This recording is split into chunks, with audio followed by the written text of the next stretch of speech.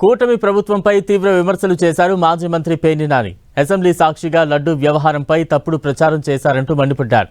తిరుమల లడ్డూలో కొవ్వు లేదని సిబిఐ ఛార్జ్షీట్ ఇచ్చిందన్న ఆయన అసెంబ్లీలో డిప్యూటీ సీఎం పవన్ కళ్యాణ్ మాట మార్చారంటూ విమర్శించారు. గతంలో చంద్రబాబు జంతువుల కొవ్వు అనగానే పవన్ కళ్యాణ్ పంది కొవ్వు అంటూ మాట్లాడారని గుర్తు చేశారు.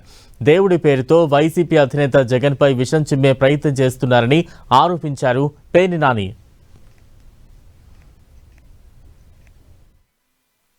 చర్చిస్తూ 10 మంది శాసనసభ్యుల చేత రాజకీయాలు మాట్లాడిస్తూ అసత్యాలు మాట్లాడిస్తూ అరే కలియుగదయం వెంకటేశ్వర స్వామి గురించి కదా మనం ఈ అబద్ధాలు చెప్తున్నది, రాజకీయాలు ముడిపడి మాట్లాడుతున్నది అనేటువంటి భయం వెరుపు కూడా లేకుండా ఎమ్మెల్యేలతో బరితెగించి మాట్లాడిచ్చి వారి తర్వాత వరుస క్రమంలో ఈ రాష్ట్రానికి ఉప ముఖ్యమంత్రిగా ఉన్నటువంటి పవన్ కళ్యాణ్ గారు అంటే దొంగల్లో ఎంత బరితెగింపుగా ఉంటారో చూసుకుంటే మనం ఈ చివరి జాతికి చెందినటువంటి లక్షణాలు ఉన్నటువంటి వాళ్ళు వీళ్ళు కాదా అని నేను అడుగుతున్నా. రాజకీయ నాయకులు వీళ్ళు ఇవాళ మాట్లాడిన భాష, అసత్యాలు, నిందలు.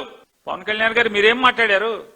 జగన్మోహన్ రెడ్డి మా మతం నీకేం సంబంధం, నీ మతం వేరు మా మతం వేరు, మా దేవుడి ప్రసాదంలో నువ్వు పంది కొవ్వు కలుపుతావా, ఆ కొవ్వు కలుపుతావా, ఈ కొవ్వులు కలుపుతావా అని చెప్పి నారా లోకేష్ గారేమో పంది మాంసం కలిసిందని చెప్పి మాట్లాడతారు. ఏమనాలి?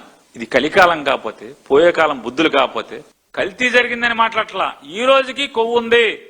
35వ పేజీలో చెప్పాడు. ఎవడ మావయ్య చెప్పింది 35వ పేజీలో. ఏ మావయ్య చెప్పాడు 35వ పేజీలో? ఇలా 35వ పేజీలో ఇలా అభియోగాలు వచ్చినాయని చెప్పని నెరేట్ చేశాడు సిబిఐ.